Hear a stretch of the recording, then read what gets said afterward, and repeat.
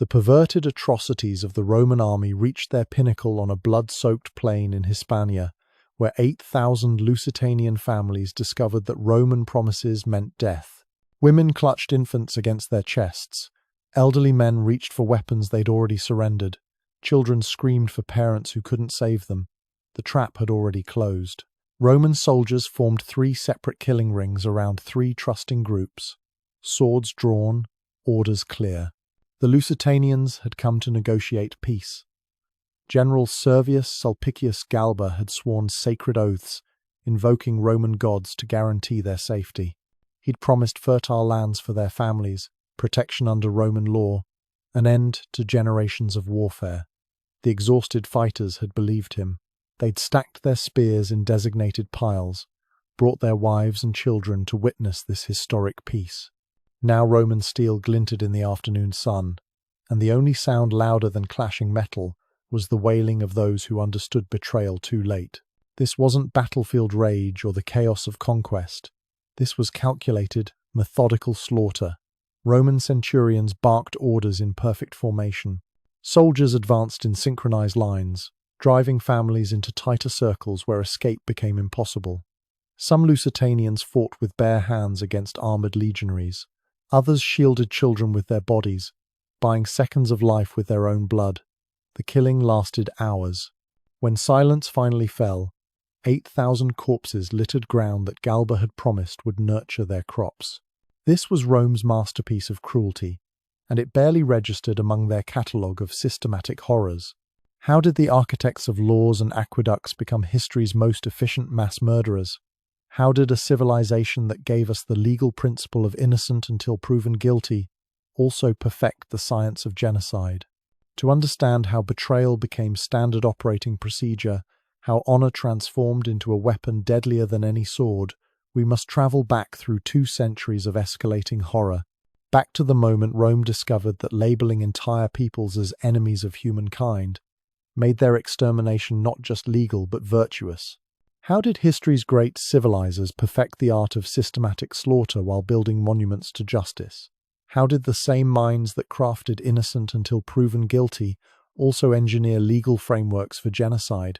To understand how betrayal became policy, we must rewind through 2 centuries of escalating horror, starting with the moment Rome made mass murder legally virtuous. Roman justice gave humanity its most sacred legal principle: innocent until proven guilty. These same lawmakers drafted permission slips for genocide. Not metaphorically, actual legal documents authorizing the systematic extermination of entire peoples. The jurists who spent decades perfecting property law applied that same meticulous attention to mass murder legislation. The term was hostis humani generis, enemy of all mankind. Once Rome's legal apparatus stamped this designation on your people, extermination became a civic duty. Killing your children wasn't murder anymore. It was patriotism.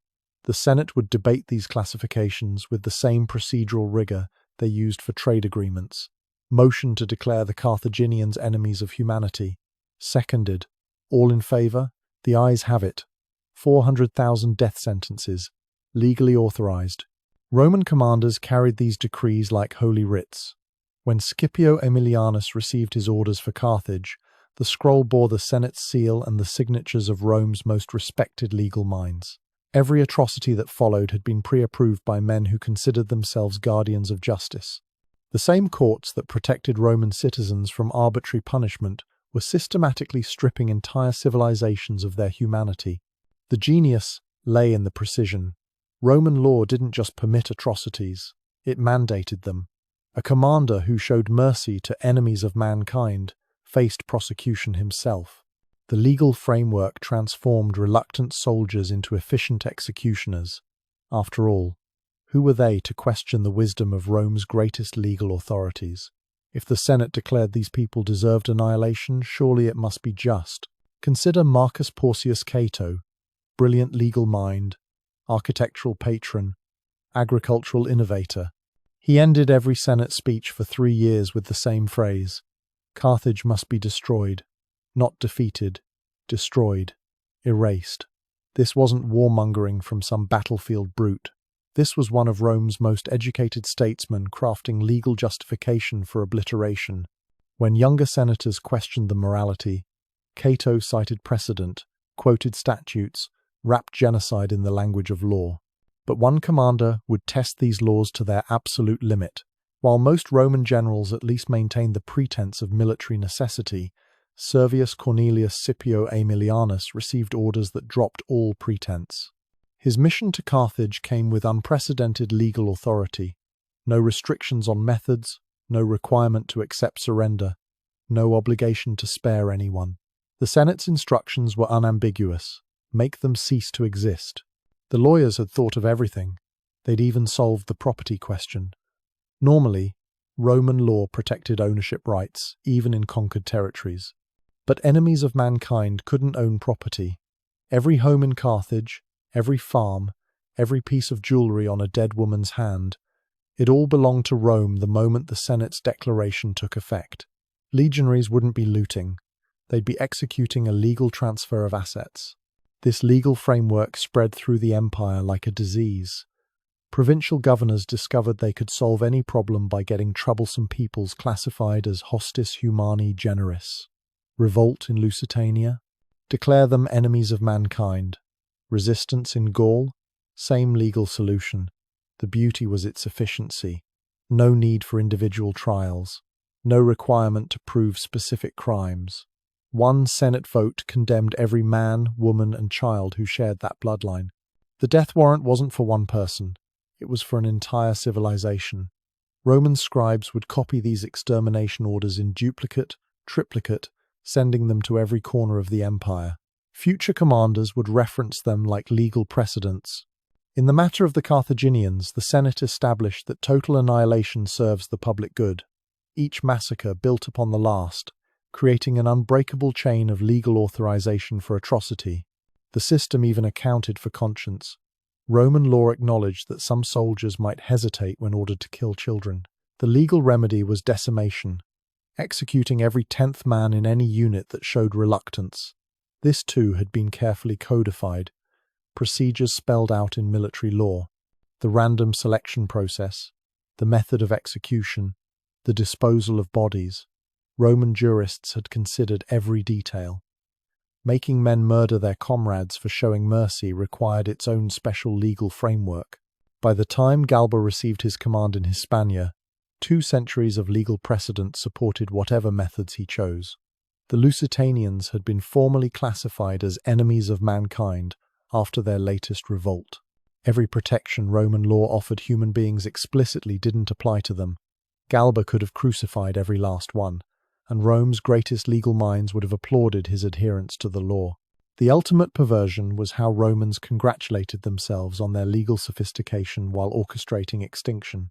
They genuinely believed their systematic approach to genocide proved their superiority over barbarians who killed without proper authorization. A Gothic warrior who slaughtered a village in rage was a savage. A Roman commander who eliminated 10 villages under Senate orders was a faithful servant of the law. In 146 BC, Rome would demonstrate exactly what enemy of all mankind meant by erasing 400,000 souls in 6 days. For 6 straight days, the screaming never stopped. The first dawn broke over Carthage with 50,000 Roman soldiers positioned at every gate, every harbour, every possible escape route. Scipio Aemilianus had spent 3 months perfecting his deployment. Not a single alley went unguarded. Not a single rooftop lacked Roman archers. The Mediterranean's greatest trading city woke to find itself inside a perfectly constructed death trap. Roman engineers had mapped every neighborhood, calculated population densities, assigned kill quotas to each century. The western districts held mostly merchants and their families. The eastern quarters housed the artisans. The harbour districts teemed with sailors' wives and children whose fathers would never return from the war. Scipio's commanders carried scrolls detailing exactly how many lived in each sector, how long it should take to clear them, where to stack the bodies for burning. The killing began with mechanical precision. Century by century, the Romans advanced through predetermined routes. First cohort takes the market square. Second cohort sweeps the temple district. Third cohort clears the residential blocks behind the forum. The coordination resembled a harvest more than a battle. Soldiers moved through streets in practiced formations while scribes tallied the dead on wax tablets. Day 1 claimed the fighters. Most Carthaginian men had already died defending the walls during the 3-year siege. Those remaining grabbed kitchen knives, broken pottery, anything that might serve as a weapon. They charged Roman shields, with the fury of those who know their families die next. The legionaries cut them down with professional efficiency. No hatred, no rage, just training executing itself. Stab, step, stab. The corpses piled so high that Romans had to drag them aside to continue advancing. Day 2 brought systematic house clearing. Roman procedure dictated entering through multiple points simultaneously. One squad through the front door, another through the back, a third dropping through the roof. Families huddled in corners discovered there was nowhere to run. Mothers tried negotiating, offering hidden gold, silver, anything. The Romans had orders, no exceptions, no bribes, no survivors. Children watched parents die before steel reached them too. Day 3 brought a new horror. They ran out of burial space. Carthage's graveyards had filled during the siege. The city's population, swollen with refugees from the countryside, had nowhere to put their dead. Roman quartermasters faced a logistical crisis. 400,000 corpses would breed disease if left exposed. The solution came from the engineers. Use the harbours. Load bodies onto confiscated merchant vessels. Row them beyond the breakwater. Dump them for the fish. All day, work crews hauled Carthaginian dead to the wharves while killing continued in districts not yet cleared. A grandmother in the potter's quarter spent that third dawn teaching her granddaughter a lullaby. Romans would reach their street by noon, according to the tempo of screams growing closer. The old woman's son had died on the walls 2 winters ago. Her daughter-in-law succumbed to siege fever last spring. Only she and the child remained. She sang the ancient verses about pomegranate trees and spring rain while sharpening a leather awl on a whetstone. When hobnailed boots echoed on their threshold, she drove the tool through the girl's heart before her own. The Romans found them embracing, the lullaby's final note still trembling in dead throats. Day 4 tested Roman discipline. The easy targets had been eliminated. Remaining Carthaginians had witnessed 3 days of methodical slaughter. They barricaded themselves in temples, in sewers, in hidden cellars their families had prepared during the siege. Romans had to dig them out like termites from wood. The work turned grueling. Soldiers complained about aching backs from bending to reach children cowering under beds. Officers rotated units to maintain efficiency. The Temple of Eshmun became a charnel house. 8,000 civilians packed inside, believing sanctuary rites might protect them. Scipio himself came to observe. He stood outside the bronze doors, listening to prayers mixing with infant wails. The sacred laws of warfare traditionally spared those who sought divine protection, but enemies of mankind deserved no sanctuary. Scipio ordered the doors barred from outside, then had his engineers set the roof ablaze. Those who broke through the doors met Roman steel. Those who stayed inside met smoke and flame. Day 5 revealed the arithmetic of annihilation. Scipio's scribes calculated they'd eliminated 300,000. 100,000 remained, scattered through districts not yet processed. The general adjusted tactics. No more sector-by-sector sweeps. Send sentry-sized hunter groups through the entire city. Track down holdouts wherever they hide. The Romans turned extermination into a competition. Which sentry could report the highest kills? Which commander cleared their assigned hiding spots fastest? Some Carthaginians tried disguising themselves as already dead. They smeared themselves with blood, lay among genuine corpses, held their breath when Romans passed. It rarely worked. Legionaries had orders to stab every body, moving or still. The pretenders died with spears through their backs, their deception earning them nothing but a few more hours of terror. But killing 400,000 wasn't the endgame. Day 6 brought mop-up operations. Romans swept back through cleared districts, checking every cistern, every grain storage pit, every space large enough to hide a child. They found thousands who'd concealed themselves while their families died. infants hidden in water jugs, toddlers stuffed behind false walls, adolescents who'd spent 5 days breathing through reed tubes in sewage channels, all dragged into sunlight, all processed according to procedure. The killing stopped at sunset on the 6th day, not from mercy, from completion. Scipio's officers reported no more Carthaginians to kill. The general ordered a final sweep to confirm. Soldiers marched through silent streets, past doorways marking family tombs, through markets that would never again hear haggling voices. Nothing lived in Carthage except Romans and flies. The 50,000 survivors thought they were lucky until Rome legally declared them walking corpses. The 50,000 survivors thought they were lucky until Rome legally declared them walking corpses. Roman law had a term for what Carthaginians became after the 6-day massacre: servus mortis, slaves of death. Not slaves in the traditional sense, something worse. The Senate's declaration meant these 50,000 existed in a legal void between life and death. They breathed, moved, felt pain, but legally, they'd already been executed. Their continued existence was just administrative delay. A 12-year-old Carthaginian girl named Sophoniba learned this distinction on her first morning as Roman property. She'd survived by hiding in an olive oil amphora while soldiers butchered her family overhead. Blood had dripped through floorboards, mixing with the oil she breathed through clenched teeth. When Romans finally dragged her out, she expected death. Instead, they branded her forehead with the letters CM, Carthago Mortua, Dead Carthage. The brand meant she couldn't own property, couldn't marry, couldn't testify in court, couldn't even claim violation if attacked. Corpses had no rights to violate. Her master, a Roman merchant who'd bid 14 denarii for her at the slave market, explained the rules with bureaucratic precision. He could kill her without legal consequence. Not murder, just finalizing paperwork the Senate had already signed. Roman jurists had crafted this status with characteristic thoroughness. Regular slaves retained certain protections under law. Masters who killed them without cause faced fines, sometimes exile. But the Carthaginian living dead? Finishing their executions was considered a favor.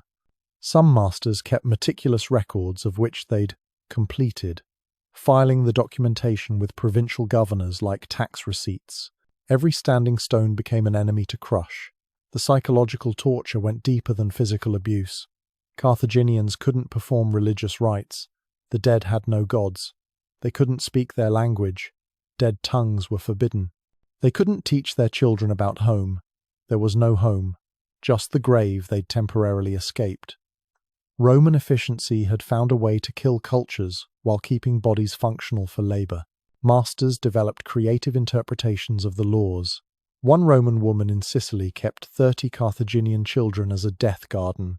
She dressed them in funeral shrouds, fed them offerings meant for tombs, made them sleep in sarcophagi. When dinner guests expressed discomfort, she'd cite the legal texts. These weren't children.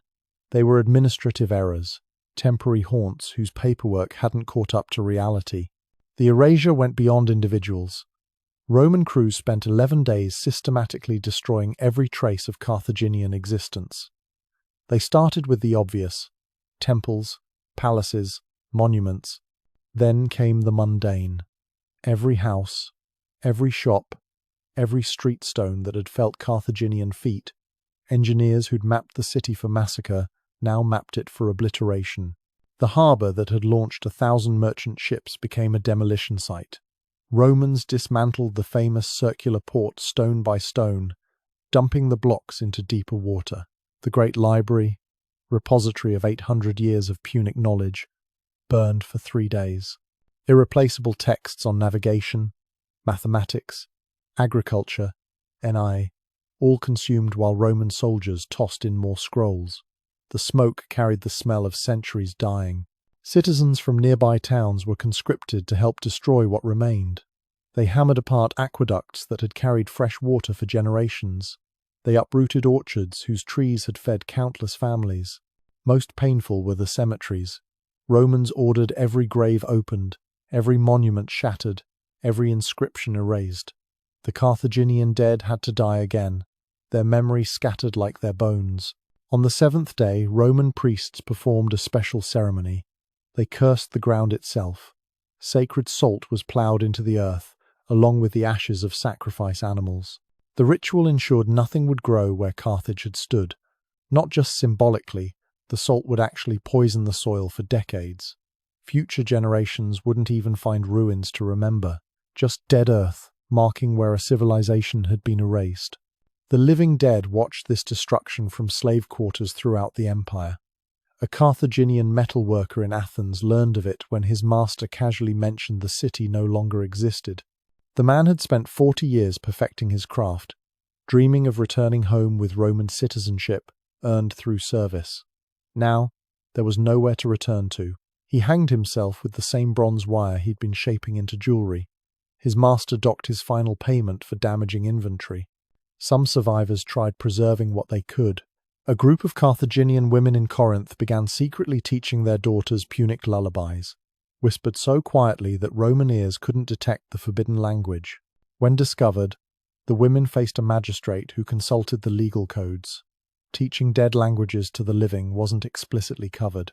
He ruled it fell under necromancy, attempting to raise the dead. The women were crucified. Their daughters were sold separately to ensure the songs died with them. The systematic annihilation reached even those who tried to help. A Roman centurion named Marcus Aquilus had hidden a Carthaginian family in his garrison's storeroom during the massacre. When discovered during audit, military law was clear. Harboring enemies of mankind was treason. Marcus faced decimation proceedings. D.E. He'd draw lots with 9 fellow soldiers, and whoever pulled the marked stone would be beaten to death by the others. He drew the stone himself. His last words before his brothers in arms raised their clubs: "I regret nothing but failure."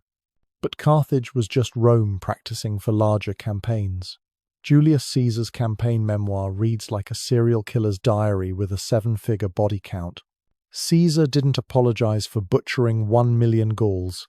He itemized them. His dispatches to Rome catalogued deaths like supply requisitions: 300,000 Helvetii eliminated here, 150,000 Germani processed there, 40,000 Aduatuci sorted for slave markets.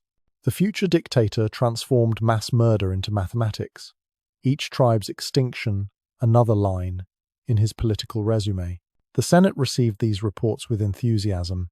Caesar's death tolls meant expanded borders, new tax revenues, fresh slaves for Roman markets.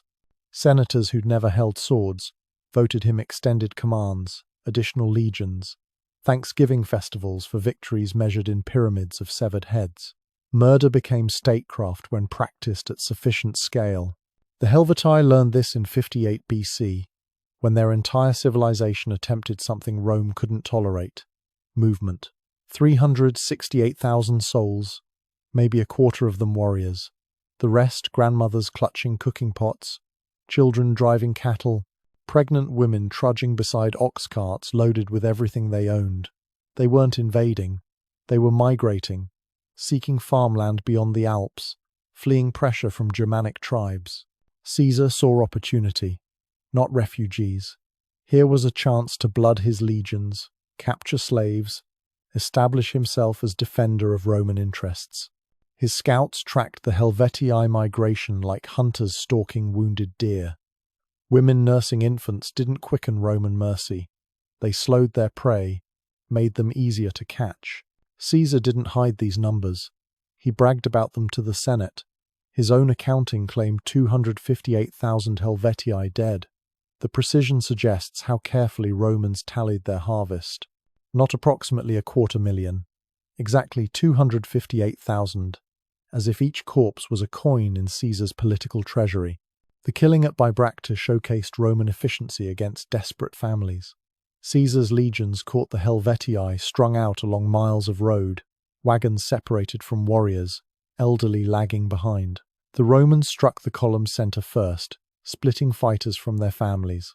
Helvetii men sprinted back towards screams they recognized: their wives, their children, while Roman cavalry circled like wolves. Roman pila, those ingenious throwing spears, found targets among civilians as readily as soldiers. The soft iron shanks bent on impact, making shields useless. But against wagon covers and old men's backs, they needed no such engineering. Caesar's own description focused on tactical brilliance.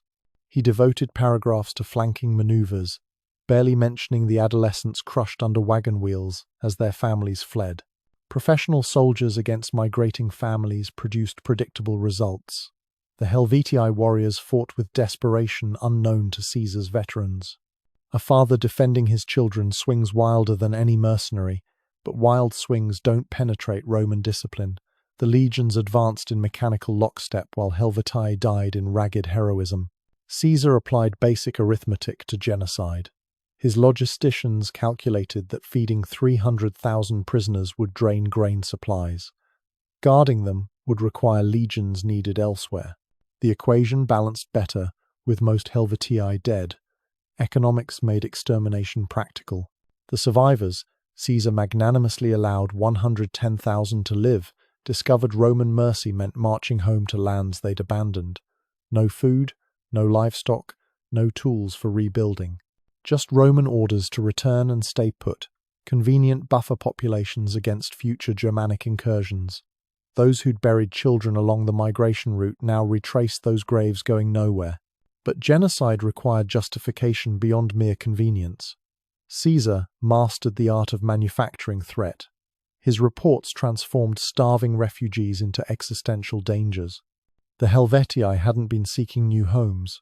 According to Caesar's version, they'd been conspiring to conquer all Gaul, then invade Italy itself. 3-year-old conspirators, infant invaders, elderly conquerors who couldn't walk without sticks. The Roman people swallowed these stories because Caesar seasoned them with just enough truth. Yes, the Helvetii were armed, what migrants facing wolves and bandits wouldn't be. Yes, they'd raided for supplies, what starving families wouldn't. Caesar spun desperation into aggression, survival into schemes for conquest. His real innovation was industrializing death. Previous Roman commanders had conducted massacres, but Caesar turned slaughter into system.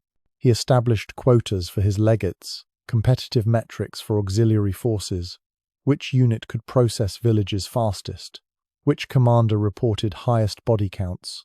The competition bred efficiency. One legate, Publius Crassus, perfected rapid village clearance in northern Gaul. His technique involved surrounding settlements at dawn, then contracting the circle steadily inward. Villagers compressed into the center discovered escape routes had vanished. The final killing square rarely exceeded 30 paces. Crassus could eliminate entire communities before noon prayers. Caesar rewarded such innovation with plunder rights and public praise. His dispatches to Rome specifically credited commanders who exceeded kill expectations. This wasn't hidden shame. This was advertised excellence, career advancement through arithmetic of annihilation. But his most calculated slaughter was yet to come. The Usipetes and Tencteri, 2 Germanic tribes totaling 430,000 people, mostly non-combatants, made the fatal error of negotiating with Caesar. They sent ambassadors, offered hostages, sought permission to settle on unused land. Caesar saw not diplomacy but opportunity. While tribal leaders sat in his tent discussing terms, Caesar's legions surrounded their camps. The Germans had come to negotiate in good faith, weapons left behind, families gathered to witness potential peace. Caesar arrested the ambassadors mid-sentence. The signal sent 8 legions streaming toward defenseless camps. What followed was less battle than abattoir operations. Caesar's cavalry hit first, driving families toward the infantry's waiting steel. The Usipetes and Tencteri ran, but where could 400,000 people hide? They reached the Rhine, found no boats, no fords, just deep water, and Roman spears pushing them in. The river ran red for miles downstream. Germanic mothers held infants above water until strength failed. Children who could swim drowned trying to save parents who couldn't. Roman cavalry rode the banks like shepherds, spearing any who crawled ashore. Caesar reported this as a stunning victory. 400,000 enemies eliminated. Roman casualties, 0 dead, few wounded from cramped sword arms. Even Rome's throat constricted at the numbers. Cato the Younger, grandson of the Carthage destroyer, demanded Caesar be prosecuted. not for mercy, for excess that might provoke divine anger. The Senate worried that eliminating entire peoples too quickly might offend gods who preferred gradual offerings. They voted Caesar Thanksgiving festivals anyway. Success sanitized even the most grotesque methods. Caesar understood something his critics missed. Volume anesthetized conscience. Kill 100. And Romans might see individual faces, wives mourning husbands, orphans calling for parents. Kill 100,000, and they become statistics, abstract losses in service of concrete gains. The human mind couldn't process suffering at such scale, so it stopped trying. His mathematical approach to human elimination influenced every subsequent Roman campaign. Future generals studied Caesar's commentaries not just for tactical insights, but for templates of efficient extermination. How many legions per 100,000 targets? What ratio of cavalry for pursuit operations? How to position forces to prevent mass escape? The Gallic genocide didn't end with spectacular massacres. It ground on for 8 years of methodical elimination. Tribe by tribe, settlement by settlement, Caesar's legions processed Gaul like a harvest. Some fought, some fled, some surrendered. All faced the same arithmetic. Would keeping them alive profit Rome more than killing them? At Avaricum, Caesar would pioneer something new, weaponizing survivors as psychological warfare. He ordered all males capable of bearing arms executed, standard procedure. But instead of enslaving women and children immediately, he had them driven toward other Gallic strongholds. 40,000 starving refugees became Caesar's most effective siege weapons. They drained enemy supplies, spread despair, showed neighboring tribes what awaited resistance. Mercy transformed into munition. Caesar's own tallies claimed 1 million Gauls dead by campaign's end, another million enslaved. Modern historians debate the accuracy, some arguing the numbers were inflated for political effect. But archaeological evidence suggests Caesar might have understated the devastation. Entire regions of Gaul show population collapses that took centuries to recover. The transformation of genocide into political capital was complete. Caesar rode into Rome not as a war criminal but as a conquering hero. His systematic elimination of entire peoples had earned him glory, wealth, and eventually dictatorship. He'd proven that mass murder, properly managed and documented, was the fastest route to power in the Roman world. At Avaricum, Caesar would pioneer something new, weaponizing survivors as psychological warfare. The siege of Avaricum started with standard Roman procedure: surround the fortress, cut supply lines, build siege works, wait for hunger to break resistance. Caesar's engineers constructed towers that scraped the sky, earthworks that strangled the city like a noose. 25 days of methodical preparation for what would become Caesar's laboratory of psychological warfare. Inside Avaricum's walls, 40,000 Gauls rationed grain by the handful. Warriors gave their portions to children who didn't understand why their stomachs cramped. The defenders had chosen this hilltop fortress specifically because Romans couldn't completely encircle it. One steep ravine remained open, a lifeline for occasional supply runners. Caesar let them think it mattered.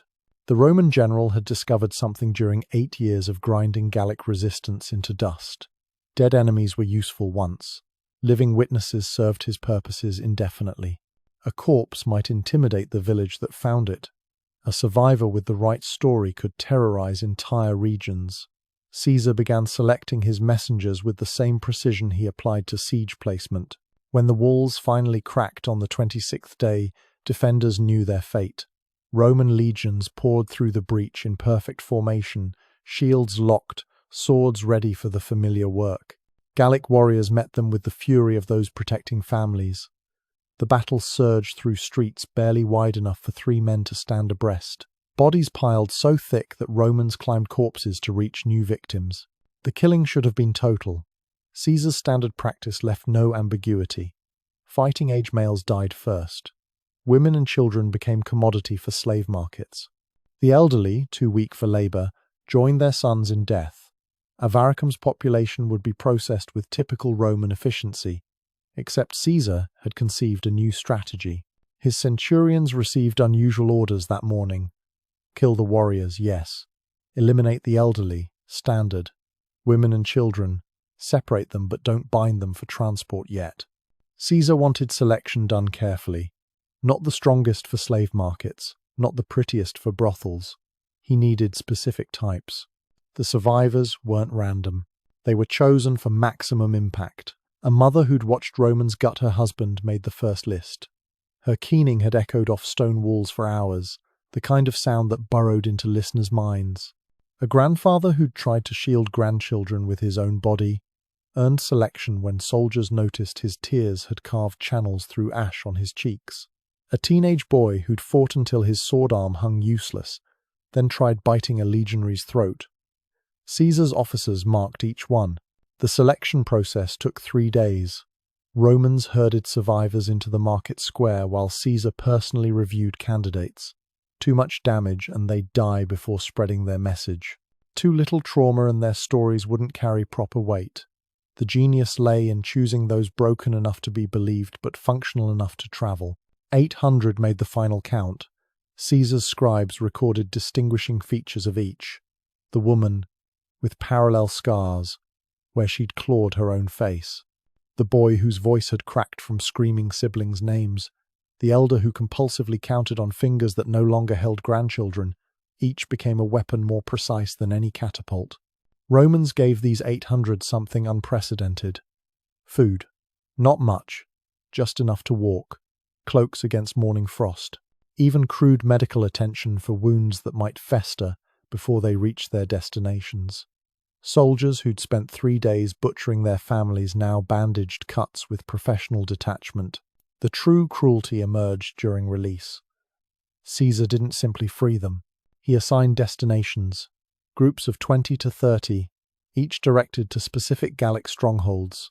Gergovia received the mother who'd gone mute, except for humming her daughter's favourite song. Bibracte got the grandfather who kept calling for people Romans had burned alive. Every major settlement would receive its delegation of Caesar's carefully crafted horrors. Roman cavalry escorted each group for the first day's march, not to protect them, to ensure they travelled in the right direction, that none chose death over delivering Caesar's message. The escorts reported peculiar details. None of the 800 spoke to each other. They walked in loose clusters, eyes vacant, feet moving automatically toward homes that would receive them as omens. Each one became a walking advertisement for Roman brutality. The psychological warfare multiplied exponentially. When the first groups reached neighboring settlements, their appearance struck harder than any siege engine. Clothes still reeked of smoke and blood. Faces carried the specific emptiness of those who'd seen family members processed like livestock. They didn't need to speak. Their existence testified more eloquently than any threat. Vercingetorix, the Gallic resistance leader, received reports from every stronghold that welcomed Avaricum survivors. His commanders described the effect on morale. Warriors who'd pledged to fight to the last suddenly found reasons to send families to distant relatives. Settlements that had stockpiled grain for sieges began discussing terms of surrender. The living ghosts of Avaricum accomplished what 8 legions might not have achieved through direct assault. The precision impressed even Roman observers. One survivor, a potter's apprentice named Ambiorix, became particularly effective. Romans had killed his master, his fellow apprentices, everyone who'd shared his workshop, but they'd left him with all 10 fingers intact. He could still work clay. When he reached Cenobum and sat at a wheel, his hands shaped perfect vessels while his mouth remained absolutely silent. The contrast between functional hands and dead eyes spread more fear than any spoken warning. Caesar documented this innovation with characteristic attention to detail. His commentaries devoted more words to the psychological impact than to the actual siege. He calculated that 800 survivors had influenced approximately 160,000 Gauls across 40 settlements. The mathematics of fear proved more efficient than direct elimination. One traumatized witness could demoralize hundreds. Hundreds could break the spirit of thousands. Other Roman commanders requested copies of Caesar's methodology, how to select survivors for optimal impact, which physical markers suggested sufficient trauma, the proper ratio of witnesses to target population. What had begun as cruel innovation became standard operating procedure. Future sieges would include survivor selection as routinely as they calculated projectile trajectories. The ripple effects reached beyond military applications. Roman slavers learned that certain types of emotional damage increased market value. A girl who flinched at specific sounds might fetch premium prices from owners who enjoyed that particular cruelty. Boys who'd survived family massacres but retained physical strength became favored for gladiatorial schools. Trauma transformed into commodity. Some Avaricum survivors tried warning their assigned settlements about Caesar's tactical brilliance, the futility of resistance. Their advice backfired.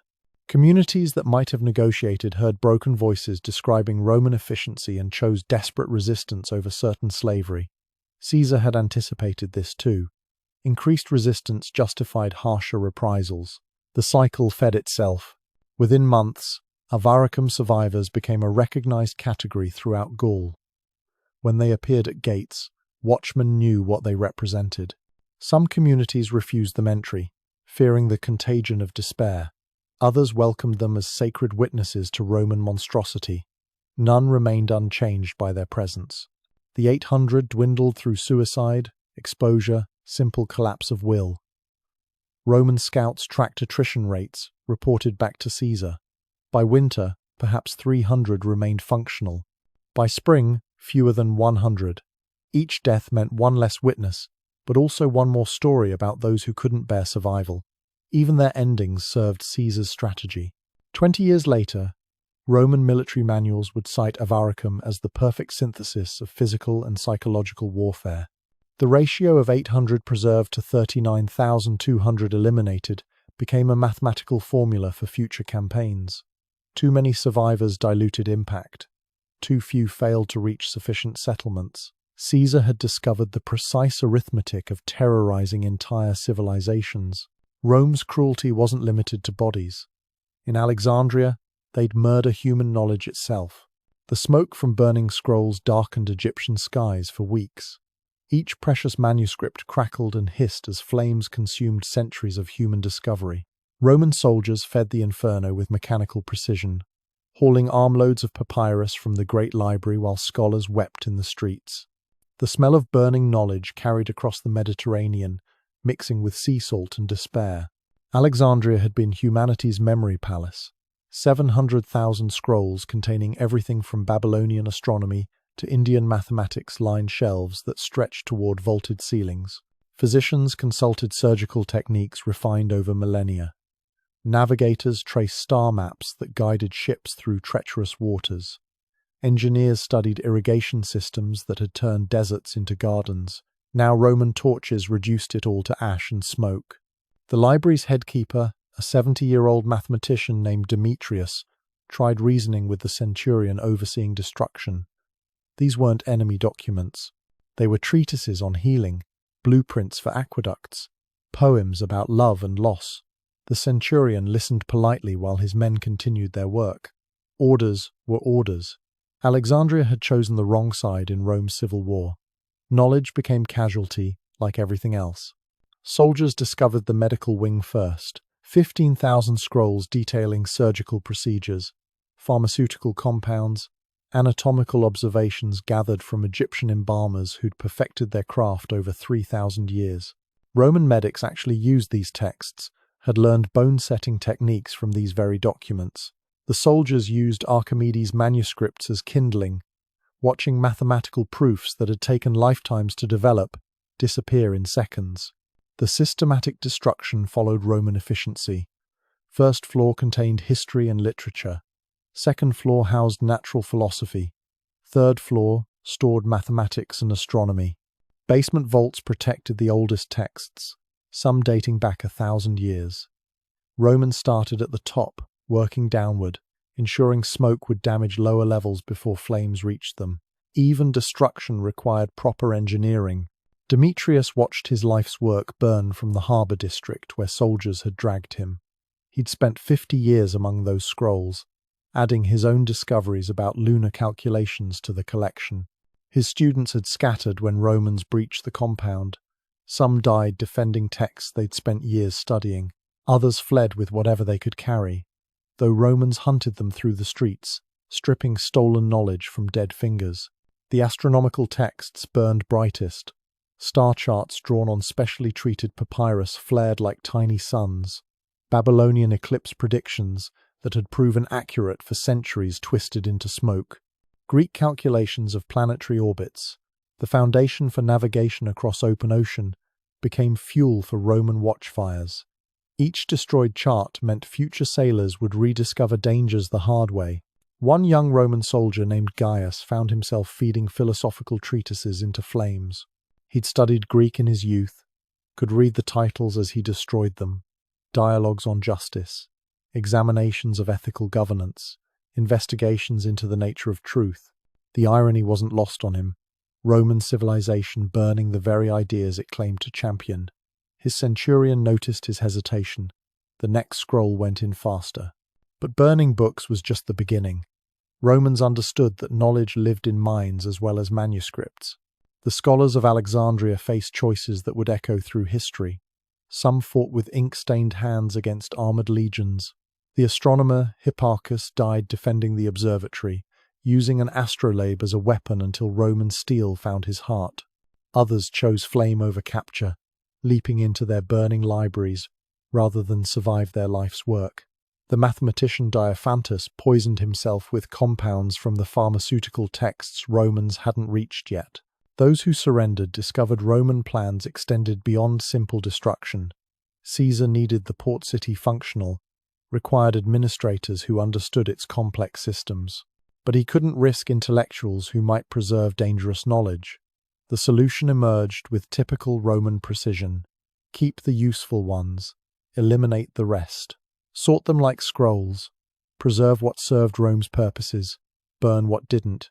The selection process turned scholars into commodities. Engineers who maintained the lighthouse, that wonder of the ancient world, received protection. Their knowledge had immediate practical value. Poets who'd written praise songs for Ptolemaic kings found themselves marching towards slave markets. Historians who documented Egyptian independence movements simply disappeared. Romans evaluated intellect like grain, keeping what nourished their empire, discarding what might foster resistance. A grammatician named Theon exemplified the cruel calculus. He'd spent 30 years developing a system for teaching literacy to common laborers. His methodology could transform dock workers into readers within months. Romans recognized the danger immediately. Literate slaves might read forbidden texts, spread subversive ideas. Theon's scrolls burned. Theon himself vanished into the harbor one night, weighted with the same stones he'd used to demonstrate mathematical principles. The library's destruction required 3 full weeks, not because Romans lacked efficiency, but because they wanted Alexandria to witness every moment. Each morning, smoke plumes marked yesterday's casualties. Aristotle's biological observations, Ptolemy's geographical surveys, Herophilus's anatomical discoveries. Citizens learned to read the smoke, dark for historical texts, lighter grey for mathematical papyrus, almost white when they burned the ancient Egyptian temple records. Some librarians attempted desperate preservation. They buried scrolls in sand, hid them in wine amphorae, smuggled them aboard merchant ships. Romans offered rewards for information about hidden caches. Neighbors turned in neighbors. Dock workers reported suspicious cargoes. Fear accomplished what soldiers couldn't, transforming Alexandria's citizens into collaborators in their own intellectual destruction. The observatory suffered next. Romans couldn't burn stone instruments, so they smashed them. The great armillary sphere that had tracked celestial motion for centuries crashed through marble floors. Bronze astrolabes bent under hammers. The mathematical precision required to create these instruments vanished with them. Future astronomers would spend lifetimes rediscovering what Roman hammers destroyed in minutes. Mechanical knowledge died alongside theoretical understanding. The library had housed blueprints for the Pharos lighthouse's mirror system, which focused sunlight into beams visible for miles. Those plans burned. The techniques for creating flexible glass, a closely guarded Alexandrian secret, disappeared with the artisans who'd been foolish enough to document their methods. The formula for concrete that resisted seawater, ironically perfected by Romans using Egyptian texts, vanished when they destroyed the original sources. The medical losses proved catastrophic for centuries. Alexandrian physicians had documented surgical procedures Romans themselves considered miraculous: cataract removal, brain surgery, caesarean sections that saved both mother and child. The techniques survived only in the memories of doctors who scattered across the Mediterranean, their knowledge fragmenting with distance and time. Procedures that had been routine in Alexandria became legendary rumors within a generation. Roman commanders justified the destruction through practiced logic.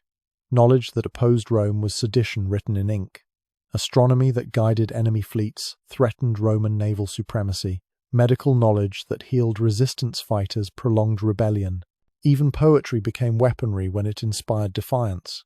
The library hadn't been a temple of learning. It had been an armory of ideas, and Rome disarmed it accordingly. The burning of Alexandria's library marked a turning point in human progress. Conservative estimates suggested 400,000 unique texts destroyed. Liberal calculations reached 700,000. Each scroll might have contained discoveries that would take centuries to replicate. A single astronomical observation could have prevented 1,000 ships from foundering. One medical text might have saved countless lives from preventable diseases. The smoke finally cleared after 21 days. Where humanity's greatest repository of knowledge had stood, only blackened stones and ash remained. The few scholars who'd survived through collaboration found themselves managing ruins. They'd traded their integrity for lives now spent serving those who'd murdered their civilization's memory. Demetrius lived another 3 years as a Roman slave, teaching basic arithmetic to his master's children. He never spoke of the wonders he'd seen burn, the calculations he'd memorized but could no longer prove without his instruments. When he died, the last person who'd read certain astronomical texts died with him. His knowledge, like smoke, dissipated into nothing. A century later, Emperor Hadrien would attempt something even more absolute, erasing an entire people from existence. A century later, Emperor Hadrien would attempt something even more absolute, erasing an entire people from existence. The killing started with such precision that Jerusalem's residents didn't recognize genocide until their neighbors began vanishing. Roman soldiers worked from lists, methodical as census takers. House by house, family by family, they collected those marked for elimination. The efficiency made resistance impossible. By the time communities understood the pattern, half their members had already disappeared into morning fog that smelled of iron and fear. Hadrien had learned from previous Roman campaigns. Mass crucifixions created martyrs. Public executions sparked uprisings. Burning cities left ruins that became shrines. The emperor wanted something cleaner, complete erasure, as if 2,000 years of Jewish civilization had never existed. His generals received orders written in the passive voice, bureaucratic language that transformed extermination into administrative procedure. The numbers would stagger even Roman accountants accustomed to tallying death. 580,000 confirmed dead over 4 years. Not casualties of battle, though Bar Kokhba's rebellion provided convenient cover. These were systematic eliminations, planned with the same detail Romans applied to aqueduct construction. Provincial governors received quotas. Military commanders filed progress reports. Scribes tracked completion rates on wax tablets that would be melted and reused, leaving no evidence except silence. The mechanical nature distinguished Hadrian's solution from previous massacres. No passionate hatred drove the killing. No battlefield rage excused excess. Roman soldiers executed their orders with the detached professionalism of farmers clearing fields. They entered villages at dawn, separated populations by predetermined criteria, processed their quotas, moved to the next settlement. Some legionaries killed more Jews in a month than Germanic warriors in their entire careers. One centurion's journal, recovered centuries later, described the routine with chilling banality: morning muster, equipment check, march to designated sector, surround settlement, separate adult males, process according to directive, document numbers, clean equipment, evening meal. The same man noted complaints about ration quality and blistered feet between entries, cataloguing annihilation. Empty villages stood as monuments to absence, but Hadrien wanted even those erased. Roman engineers received new assignments after the killing crews finished. Demolish every structure. Not dramatically. No burning timbers or toppling walls for enemy propaganda. Systematic deconstruction. Stone by stone. Beam by beam. The materials would be redistributed to Roman settlements. Jewish homes would become Roman barracks. Synagogue stones would pave Roman roads. 985 villages disappeared this way. Not destroyed, that implied they'd existed. Erased. Roman maps stopped showing their locations. Administrative records deleted their names. Within a generation, travelers would pass through valleys that had sheltered communities for centuries and see only grazing land. The erasure was so complete that modern archaeologists struggle to locate settlements mentioned in pre-Hadrianic sources. The human focus emerged in small details Roman efficiency couldn't quite eliminate. A child's toy lodged between foundation stones. Scratches on a doorpost where someone had marked their height each year. These fragments escaped demolition crews focused on larger targets. They remain the only proof that families once laughed in spaces Rome declared never existed. The killing extended beyond immediate elimination. Hadrien understood that people survived through memory as much as reproduction. Jewish scholars who'd memorized entire libraries of oral law faced special targeting. Roman interrogators had developed techniques for identifying these walking repositories. Questions about specific legal interpretations. Requests to recite particular prayers. Those who revealed knowledge died slowly, ensuring others would hide their learning until it died with them. One rabbi named Akiva chose horrifying death over abandoning his role as teacher. Romans flayed him with iron combs, pulling away strips of flesh while he continued reciting the Shema. His students watched from hiding places, memorizing his final lecture delivered through screams. Roman efficiency had failed to account for the human capacity to transform agony into inspiration. Akiva's death created more teachers than his life might have. The demographic warfare reached beyond direct killing. Hadrien banned circumcision, the physical mark of Jewish identity. Roman physicians performed inspections, checking male infants for the procedure. Mothers who'd followed tradition watched soldiers take their 8-day-old sons. The boys rarely returned. Those who did bore scars from surgical reversal. Crude operations that often proved fatal from infection. Marriage laws completed the biological erasure. Jews couldn't marry each other without Roman permission, rarely granted. Mixed marriages received encouragement, even subsidies. Children from such unions were declared Roman by default, forbidden from learning their Jewish parents' traditions. Within 2 generations, Hadrien calculated, distinctive bloodlines would dissolve into the imperial population. The systematic nature required massive logistics. Rome deployed 24 legions to Judea, more than they'd used to conquer Britain. Supply lines stretched across the Mediterranean, carrying tools for demolition alongside traditional weapons. Engineers built temporary camps that became permanent settlements on Jewish graves. The infrastructure of erasure proved as complex as any Roman construction project. Some Jews attempted the only resistance possible, hiding their identity. They changed names, abandoned distinctive clothing, learned to mimic Roman customs perfectly. Neighbors reported suspicious behavior for rewards, speaking Hebrew in private, refusing pork at communal meals, working less efficiently on Saturdays. The paranoia Hadrien cultivated turned survival itself into a form of treachery. Archaeological surveys show nothing because nothing was left to find. The completeness of erasure defies modern comprehension. Entire regions that had supported dense populations for millennia became empty wilderness within 4 years. Not depopulated, that suggested a process. Voided, as if thousands of years of continuous habitation had been hallucination. The emperor had pushed systematic extermination beyond even Roman standards. Previous genocides had left survivors to spread warnings. Hadrien aimed for perfect silence. No witnesses, no refugees, no stories. Just absence where presence had been, emptiness so complete that questioning it seemed absurd. Who could mourn people who'd never existed?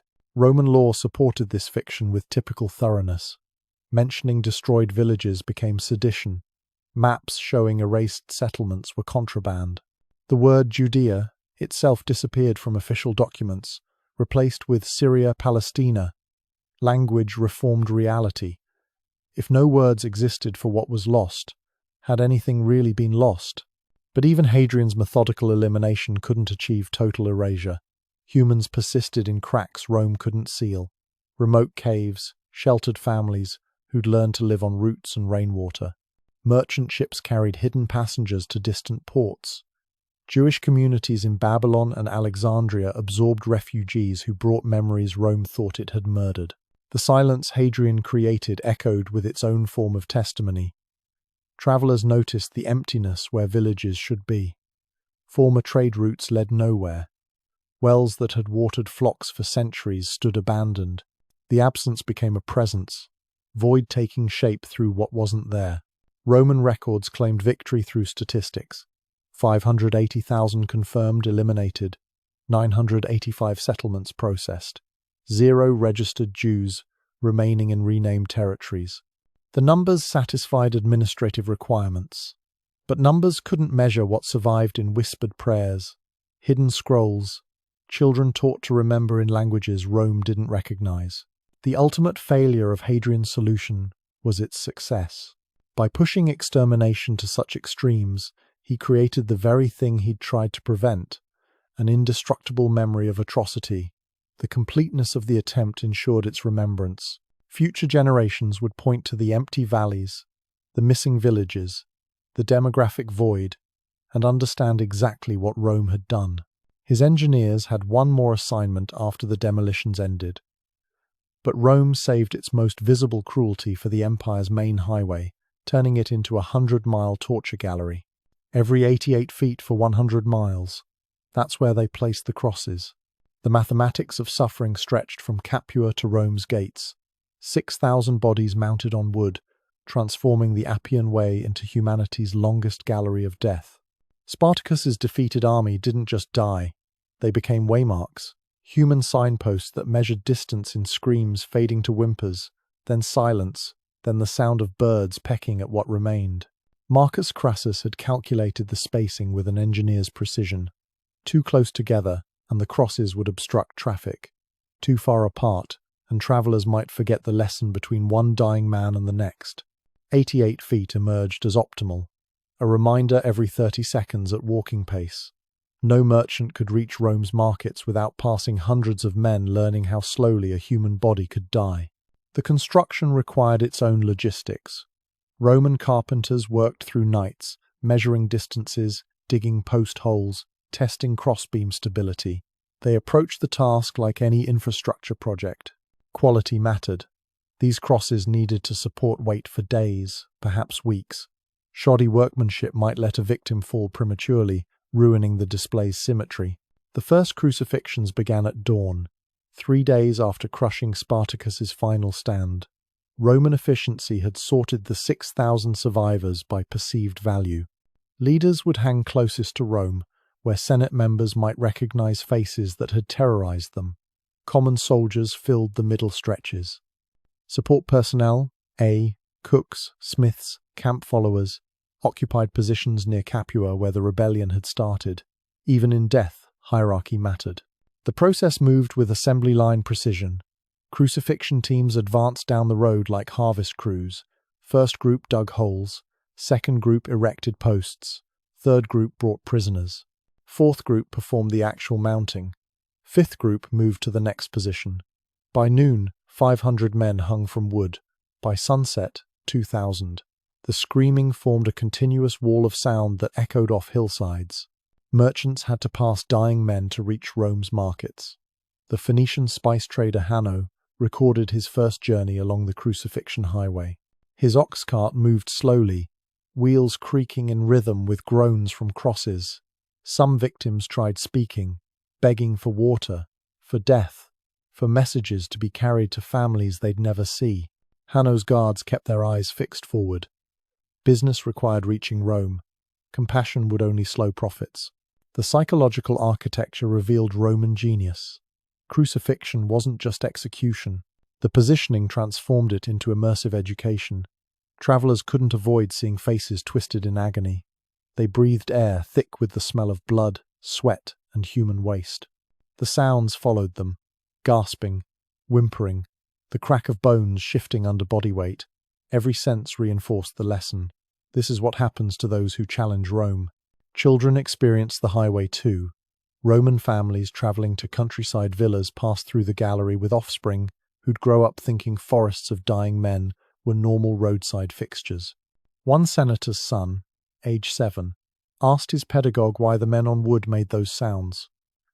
The teacher explained they were bad slaves, learning good behavior. The boy nodded, absorbing the lesson that human suffering served educational purposes. He'd carry that understanding into his own career, eventually ordering crucifixions with the same casual efficiency. Weather added its own variations to the display. Rain brought hypothermia, killing victims faster, but making the journey muddier for travelers who slipped in ground soaked with bodily fluids. Sun baked bodies into leather, extending suffering while creating a stench that carried for miles. Wind turned the crosses into instruments, creating harmonic moaning as it passed through rib cages expanded by hanging. Nature itself seemed complicit in the torture. Roman soldiers patrolled the highway in rotating shifts, ensuring the display remained orderly. They carried ladders to check victims, spears to discourage rescue attempts, vinegar-soaked sponges that provided moisture without relief. Their orders emphasized maintenance over mercy. A cohort commander named Quintus noted in dispatches that keeping 6,000 men dying properly required constant attention. Some expired too quickly, others thrashed enough to damage crosses.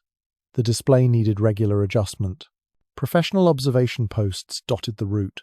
Roman engineers had identified optimal viewing locations where travelers would pause naturally, hilltops providing shade, water sources requiring stops. At each position, the sight lines guaranteed maximum visual impact. A person resting their oxen would look up to see dozens of crosses perfectly framed against sky. Even rest brought no escape from the lesson. Birds discovered the feast before the first day ended. Crows gathered in such numbers that their wings darkened the afternoon sky. They perched on crossbeams, waiting for eyes to stop tracking their movement.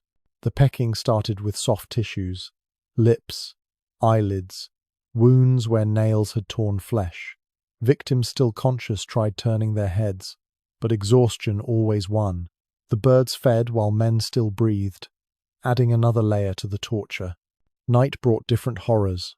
Darkness hid visual details but amplified sounds.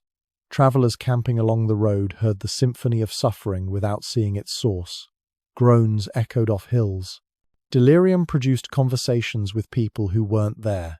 Some victims sang old songs from distant homes, lullabies their mothers had crooned. The incongruity of gentle melodies mixing with death rattles unsettled even veteran soldiers. Local populations faced their own ordeal. Villages near the highway couldn't escape the presence of 6,000 dying men. The smell invaded homes, the sounds disturbed sleep. Children who'd played along the road now avoided it. Farmers working adjacent fields listened to pleading in languages they recognized. These weren't foreign invaders, but slaves who'd lived among them. Men who'd bought bread from their markets. The familiar accents made the suffering harder to dismiss. One victim, a Thracian gladiator named Crixus, survived 4 days on his cross near the 30-mile marker. Travelers began recognizing him, watching his deterioration like a roadside attraction. On the first day, he cursed Romans in a voice that carried across fields. By the second, he begged for water in whispers. The third day brought hallucinations. He called for his mother, described visions of home. On the fourth morning, a merchant found him silent, eyes still open but seeing nothing. Even death became a journey observers could track. The crosses served as bulletin boards for Roman power. Officials nailed proclamations to the posts, using the dying as background for administrative announcements. New tax rates appeared beneath writhing bodies. Military recruitment notices hung beside men who'd chosen rebellion over service. The bureaucratic normality of conducting business against a backdrop of torture reinforced how completely Rome had integrated cruelty into governance. Some travelers tried small mercies. A woman from Cumae carried extra water, offering sips to victims within reach. Roman patrols caught her on the third trip. They didn't arrest her. Punishment would imply the act mattered. Instead, They made her watch as they broke the legs of every man she'd helped, accelerating their deaths but increasing immediate agony. The lesson spread among locals. Kindness carried consequences. Economic effects rippled outward. The Appian Way had been Rome's commercial lifeline, carrying goods between the capital and southern ports. Now merchants calculated whether alternate routes, despite longer distances, might be worth avoiding the crucifixion gallery. Some traders specialized in the highway, their prices reflecting the psychological toll of passage. A amphora of wine cost standard rates everywhere except along those 100 miles, where trauma added its own tax. The display evolved as bodies decomposed. Fresh crucifixions showed human forms clearly. After weeks, victims became skeletons held together by dried sinew. After months, only bones remained, still positioned in the shape of suffering. The progression created its own timeline. Experienced travelers could estimate how long they'd been journeying by observing decomposition stages. "We're at the 3-week bodies," became a way of marking distance. Children grew up thinking crucifixion forests were normal roadside scenery. An entire generation reached adulthood having never known the Appian Way without its human decorations. For them, crosses weren't warnings but landscape features, as natural as olive groves or vineyards. They'd absorbed the lesson so completely it no longer registered as education. Of course, rebels died slowly beside roads. Where else would you put them? The maintenance continued for months. As older victims finally expired and decomposed, Rome faced a choice: remove the crosses and restore normal traffic, or maintain the display indefinitely. Crassus advocated for permanence. "Let the wooden posts rot naturally," he argued. "Let travelers see stages of decay, from fresh agony to ancient bones. The highway would teach lessons for years without requiring new victims." Yet Rome found something even more psychologically devastating than crucifixion: forcing soldiers to murder their own brothers. The clay tiles felt cold beneath his knees as Lucius drew the 9th lot. His tentmates surrounded him, their breathing shallow, hands trembling on the wooden tokens that would determine who lived and who would die by their brother's hands. The centurion's voice cut through morning mist. One more lot to draw. One man marked for death among the 10 who'd shared bread just hours before. Marcus pulled the marked stone. The silence stretched until Lucius felt it might shatter his eardrums. Marcus had taught him to throw pilum properly during their first year in Syria. They'd celebrated together when Marcus's son was born, gotten drunk on terrible wine when news came the boy had died of fever. Now 9 men gripped cudgels, understanding what Roman discipline demanded of them. Decimation transformed loyalty into a weapon sharper than any gladius. The procedure had been refined over centuries of Roman military tradition, each adjustment calculated to maximize psychological impact on survivors. Men who'd shield each other in battle would now pulverize their brother's skull while officers watched for hesitation. The centurion didn't need to repeat the orders. Everyone knew the rules. Quick deaths meant suspicion. Perhaps the unit had colluded to minimize suffering. Too slow suggested resistance to authority. The beating must last long enough to demonstrate commitment, but not so long as to imply sadism. Roman efficiency had quantified even fratricide. Lucius raised his club first. Military training took over where human instinct recoiled. The wood connected with Marcus's shoulder, a wet crack that echoed off the barracks walls. 8 others followed, their blows mechanical, faces empty of everything except the need to survive this moment. Marcus didn't beg. That small mercy made it worse somehow. He took the strikes silently, body folding under impacts he could have blocked if permitted. His eyes found Lucius between blows, not accusing, just acknowledging. They both understood the arithmetic. 9 lived because 1 died. Simple as calculating rations. Blood spattered on tunics they'd have to wash themselves. The irony wasn't lost on anyone. They'd clean their brother's blood with the same precision they maintained weapons. Every trace must disappear before morning inspection. The stains on memory would prove harder to scrub away. Other units lined the parade ground, watching their own decimations unfold. The symphony of violence created its own rhythm wood on flesh. Sharp exhalations, the specific sound bodies make when they stop resisting. 80 men would die this morning across 8 cohorts. 800 would live knowing exactly what they'd done to earn that privilege. The genius lay in the shared guilt. No single man bore responsibility for Marcus's death. All 9 participated equally. The diffusion created bonds stronger than iron men who'd killed together couldn't betray each other without confessing their own crimes. Rome had discovered how to forge loyalty from atrocity. Young recruits vomited behind formations. Veterans recognized future psychological casualties in those who struck too eagerly or hesitated too long. Both extremes suggested weakness that would manifest later in night terrors, in sudden rages, in the particular stillness of men who'd stopped feeling anything at all. The beating took 17 minutes by the water clock. Regulation time. Long enough that no one could claim mercy. Short enough that discipline remained evident. When Marcus finally stopped breathing, his tent mates stood in a circle around what they'd created, clubs hanging loose in cramped fingers. The disposal followed prescribed methods. The 9 survivors would carry Marcus to the burial ground, dig his grave together, speak no words over the body. Mourning implied regret. Regret suggested disagreement with Roman justice. They'd return to barracks and resume duties as if nothing had interrupted the day's routine. Except everything had changed. The empty space at evening meal would remind them. The unused bunk would whisper accusations.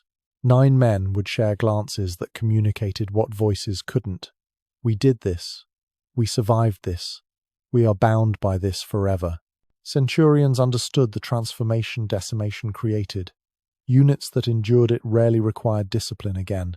The shared trauma welded men together more effectively than any oath. They'd follow orders without question, knowing what resistance cost. More importantly, they'd enforce discipline on each other. No external threat matched the internal knowledge of what they'd proven capable of doing. The practice spread wherever Roman legions marched. Britannia's moors echoed with clubs on skulls. Germanic forests witnessed brothers murdering brothers. Syrian deserts absorbed blood from men who'd shared water when canteens ran low. Each decimation created survivors who carried the poison of that moment into every subsequent battle. Some units developed rituals around the empty spaces, never speaking the dead man's name, maintaining his equipment as if he might return, distributing his ration among the 9 who'd earned it with their clubs. The unspoken acknowledgements hurt worse than any scourging. Transfers became impossible for decimation survivors. Other units knew them by the specific emptiness in their eyes, the way they flinched when drawing lots for any purpose. The shared secret isolated them within the larger military structure. They belonged only to each other now, bound by the mathematics of selective murder. The psychological warfare extended to enemies who witnessed decimations. Germanic tribes watched Romans execute their own soldiers with mechanical precision and understood, if they'll do this to their brothers, what mercy can we expect? The display communicated ruthlessness more effectively than any battlefield victory. One survivor's journal, found centuries later in Egypt, described the aftermath. We 9 eat. We 9 march. We 9 no longer speak of the 10th. The economy of language revealed everything. Not grief. That would acknowledge loss. Just numerical adjustment, as if their brother had been subtracted from an equation. Commanders tracked decimation's effectiveness through reduced desertion rates, increased compliance, faster response to orders. The metrics satisfied Rome's appetite for quantified results. Units that had undergone the procedure showed 40% improvement in discipline scores. The human cost never entered official calculations. Night brought the worst moments. 9 men lying in darkness, listening to each other's breathing, wondering who else remained awake, remembering the weight of wood in their hands. Some found brotherhood in the shared silence. Others discovered isolation more complete than any punishment. The ritual created its own momentum. Once a legion witnessed decimation, the threat alone ensured compliance. Soldiers policed each other, terrified of triggering another selection. They'd seen friends become executioners. They knew anyone could draw the marked stone. The randomness added another layer of control. Exemplary service provided no protection when lots were cast. Physical scars healed within weeks. Men returned to training, to patrols, to the endless routine of military life. But something fundamental had shifted in units that had swung those clubs. They moved differently. responded to orders with an immediacy that suggested souls operating on pure reflex. Veterans could identify decimation survivors across crowded camps. The recognition passed silently, a particular tension in shoulders, the way they counted their tent mates obsessively, how they gripped eating utensils like weapons. These tells created an invisible fraternity of men who'd crossed the same irreversible line. Some broke entirely. They'd function normally for months, then suddenly attack fellow soldiers in confused attempts to complete decimations that had ended years ago. Others simply stopped sleeping, afraid of dreams where marked stones multiplied in their hands. The madness spread through units like disease, requiring careful monitoring by officers who understood the procedure's lasting poison. Rome perfected the formula through repetition. Initial decimations had allowed variations. Some units used swords, others permitted quick deaths. Standardization eliminated these mercies, clubs only. Specified duration, mandatory participation. The uniformity ensured every decimation carved identical wounds into unit psychology. Enemy commanders studied the practice, tried implementing their own versions. They missed the essential element. Random selection combined with collective execution created the specific trauma Rome weaponized. Other attempts at group punishment lacked the mathematical precision that made decimation psychologically inescapable. 20 years after his first decimation, Lucius would face the lottery again. Different unit, different province, different faces around him, but the weight of that wooden token felt identical. His hands remembered the club's grip. His ears anticipated the sounds. When he drew a blank lot, the relief tasted like bile. He watched younger soldiers struggle with their clubs, saw his own horror reflected in their faces. The cycle continued, creating new generations bound by shared atrocity. Each decimation built upon the last, an unbroken chain of brothers forced to murder brothers in the name of discipline. The emperor himself had overseen certain decimations, lending imperial authority to the ritual. Augustus once commanded a cohort to decimate itself 3 times in succession for repeated cowardice. 27 men died to save 243. The survivors fought with such desperate fury in subsequent battles that enemies thought them possessed by demons. All these horrors led to one moment when a Roman general would perfect cruelty by weaponizing hope itself. They came in peace, weapons left at home, children in their arms exactly as Galba planned. The morning mist clung to the valley, where 3 separate groups of Lusitanians approached Roman positions. Fathers carried toddlers on shoulders, mothers adjusted infants against their hips. Elderly clan leaders leaned on walking sticks carved with symbols of their ancestral lands. 8,000 souls moving toward what they believed would end generations of warfare. Galba had spent weeks crafting this moment. His messengers had visited every Lusitanian settlement with identical promises. Fertile lands in the southern plains, protection under Roman law, integration into the empire as allied peoples rather than conquered enemies. The general's oath-taking ceremony had been performed before witnesses, invoking Roman gods to guarantee safe passage. The Lusitanians sang songs of friendship as they approached, ancient melodies that their grandparents had taught them, harmonies that echoed off hillsides where their ancestors lay buried. Some women had woven new cloaks for the occasion. Men had polished bronze ornaments until they gleamed like promises. Children practiced Latin phrases they'd learned, eager to impress their new Roman neighbors. 3 locations, carefully chosen. Galba had insisted the groups arrive separately to prevent overcrowding. His engineers had marked assembly areas with colored banners, red for the northern clans, white for the river peoples, yellow for the mountain tribes. Roman efficiency, managing even surrender with logistical precision. The first group reached their designated field as morning sun burned through mist. 2,000 Lusitanians spread across meadows that would have made excellent farmland. Roman soldiers stood in relaxed formations, weapons sheathed, some even sharing water with arrivals who'd walked since before dawn. Everything suggested routine administration rather than military operation. A Lusitanian elder named Viriathus felt unease prickle along his spine. The Roman deployment seemed too perfect. Soldiers positioned at precise intervals. Officers stationed at what his warrior's instincts recognized as containment points. His grandson tugged at his cloak, pointing excitedly at Roman horses. The old man forced himself to smile. The second group arrived while the first was still settling. Another 3,000 souls flowing into their designated space half a mile distant. Close enough to see but too far to communicate easily. Roman engineers had calculated distances that would prevent coordination while maintaining control. The separation seemed sensible. Different clans needed space to maintain their distinct identities during negotiations. Women unpacked food for the midday meal they expected to share with their Roman hosts. Cheese aged in mountain caves, bread baked before dawn, wine saved for special occasions, now brought out to celebrate peace. Children chased each other between family groups, their laughter mixing with bleating from goats brought as gifts. The disarmament began subtly. Roman soldiers admired Lusitanian weapons, asking to examine the craftsmanship. Warriors handed over spears with pride, explaining the significance of carved hafts, the stories behind particular blade shapes. The Romans made appreciative noises while stacking weapons in neat piles. Just temporary storage, they assured. Everything would be returned after registration. Mothers lifted children to see the Roman peacemakers. Little hands waved at soldiers who waved back with calculated charm.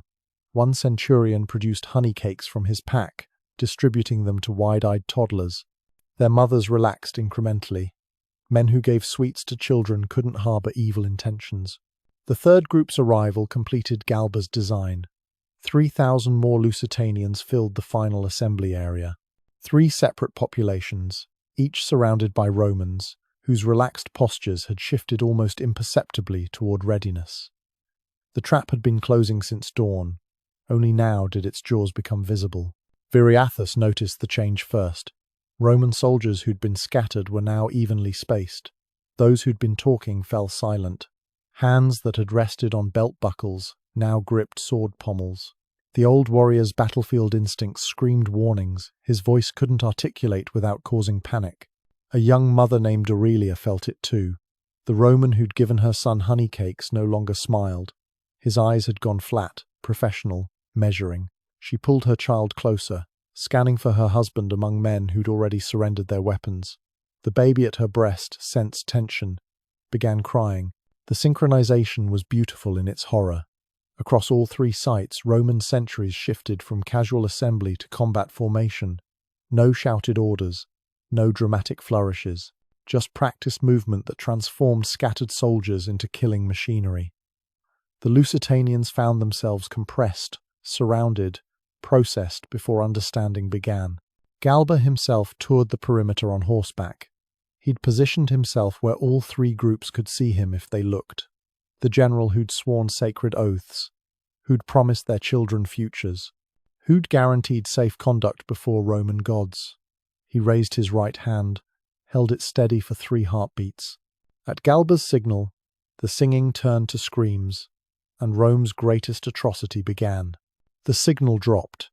3,000 swords cleared leather in perfect unison. The metallic symphony drowned out the first screams, but only for a moment. Roman steel found Lusitanian flesh with practiced efficiency. Warriors reached for weapons they'd already surrendered. Mothers clutched children against bodies that couldn't shield them from anything. The northern group died first. 2,000 people compressed into a killing square no larger than a market forum. Roman soldiers advanced from all sides, shields locked, working inward like a winepress squeezing olives. An elderly woman tried negotiating with the centurion, who'd admired her grandson's carved toy horse minutes earlier. His gladius answered through her throat. The toy fell beside her, its wooden legs pointing skyward like a monument to trust betrayed.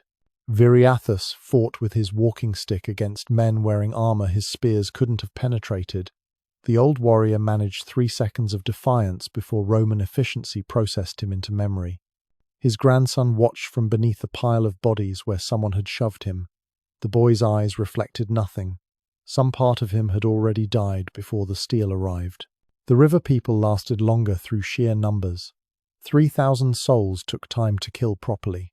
Romans worked in shifts, fresh soldiers replacing those whose arms cramped from repetitive stabbing motions. A scribe sat on a nearby hill, tallying deaths on his wax tablet with the same detachment he'd use for grain inventory. 1 mark, 10 marks, 100 marks. The accounting continued while children shrieked for parents who'd stopped answering. Aurelia ran, carrying both her children, the infant clutched against her chest, the toddler dragging from her other hand.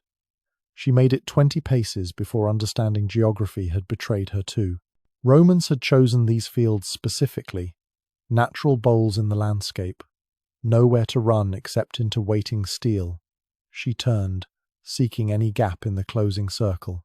A pilum designed for penetrating shields passed through her back and emerged between her breasts, missing the baby by inches. She fell forward, using her last moment to twist sideways, protecting the infant beneath her body. Roman boots crushed both anyway as the line advanced. The mountain tribes fought hardest, perhaps because they'd survived previous betrayals. They formed defensive circles, women and children in the center, men facing outward with whatever they could find. Rocks, broken pottery, their own belts swung like whips. One group managed to kill 2 Romans before being overwhelmed. Galba noted this for his report. Enemy resistance had justified total elimination. The synchronization broke down as killing continued. Some sentries finished their sectors faster than others. Soldiers stood idle, watching colleagues in adjacent areas continue working. A few Romans showed signs of hesitation. Their centurions corrected this with sharp commands. Discipline mattered more than conscience. The work continued. Blood soaked into earth that Galba had promised would nurture Lusitanian crops. The general toured all 3 sites, inspecting progress with an administrator's eye. He paused where a young mother had tried building a shelter from bodies, pulling corpses over her twin daughters. The construction showed admirable ingenuity. Roman spears dismantled it anyway, adding 3 more to the count. Sound carried further than sight. Each killing ground produced its own acoustic signature, echoing off hillsides, blending into a symphony of systematic death. The northern site went quiet first. Then the river meadow. The mountain tribe's position produced noise longest, their defiance requiring additional Roman attention. When silence finally settled across all 3 valleys, it carried more weight than any scream. The counting took until sunset. Roman efficiency demanded accurate records. 8,000 Lusitanians had arrived seeking peace. 8,000 bodies required documentation. Scribes moved through fields with practiced eyes, distinguishing adults from children, sorting deaths by gender and approximate age. The tallies would support Galba's report to the Senate. Significant enemy force eliminated. Minimal Roman casualties. Provincial security enhanced. Night fell on fields that looked like overturned graveyards. Romans established watch positions around the perimeters, preventing scavengers from disturbing the display. The bodies would remain visible for days, teaching lessons to any Lusitanians who'd missed Galba's invitation. Peace with Rome came only through complete submission or complete extinction. Some soldiers built fires from wood Lusitanian families had brought for cooking their celebration meal. The smoke carried strange smells, burning along with memories of promises made that morning. Roman wine mixed with Lusitanian blood in soil that would grow exceptional crops next season. Death made excellent fertilizer. Galba retired to his command tent, drafting the official report between sips of imported Falernian. His secretary transcribed words that transformed massacre into military necessity. Lusitanian treachery implied but not specified. Roman response proportional to threat. Peace restored through decisive action. The language made murder feel bureaucratic. But Rome itself would retch at what Galba had done. Word reached the capital within a month. Senators who'd ordered countless deaths through legal classifications felt something different about this one. The weaponization of trust violated even Roman standards. Merchants spoke of fields carpeted with families. Soldiers whispered about children crushed underfoot. The scale matched previous atrocities. The method surpassed them.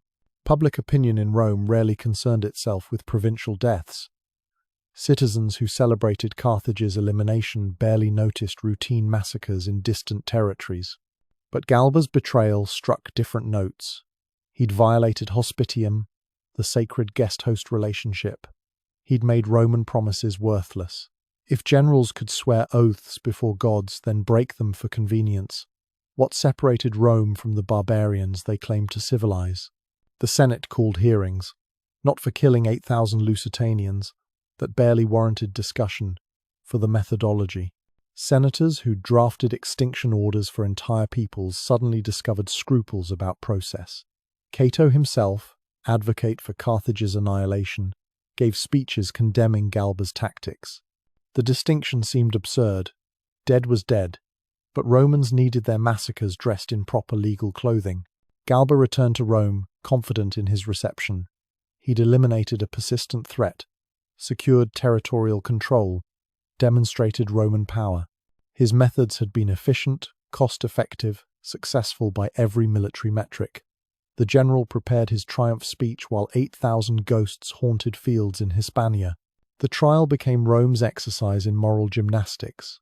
Prosecutors argued Galba had violated divine law through false oaths.